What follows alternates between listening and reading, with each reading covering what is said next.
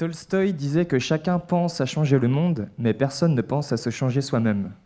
C'est ce que j'ai voulu vérifier dans le domaine de l'investissement boursier. Pour être plus précis, mon dessein est de réfléchir à une philosophie de gestion de fonds d'investissement se voulant responsable. Autrement dit, est-il possible d'être un investisseur responsable? Et si oui, comment? L'objectif est clair, mais les composantes du sujet sont diverses et variées, car dans mon travail de recherche, j'intègre des travaux économiques, philosophiques, éthiques, de droit, de gestion ou encore de psychologie. Situation embarrassante lorsque l'on ne dispose que de 3 années pour l'étudier. Pour être le plus limpide possible, j'ai décidé de présenter mes recherches en 2 parties principales. La première partie est essentiellement littéraire et philosophique. Elle s'articule sur une méthodologie logico-déductive. C'est-à-dire que je considère que dans le domaine économique et financier, la seule méthodologie logique et scientifique est d'associer la théorie à l'histoire, et non de réfléchir exclusivement avec l'une ou l'autre de ces méthodes.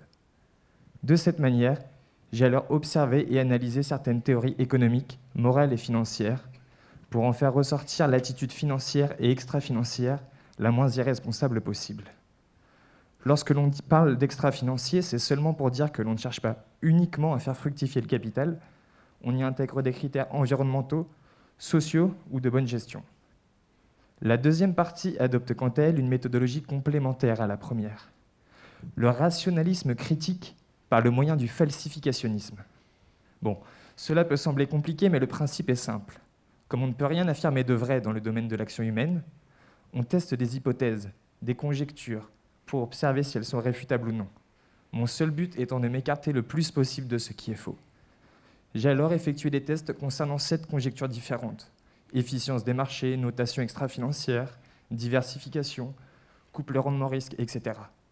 Les conclusions préliminaires semblent montrer qu'en l'état actuel, la finance pense à changer le monde avant de se changer elle-même. Tolstoï pourrait donc avoir raison.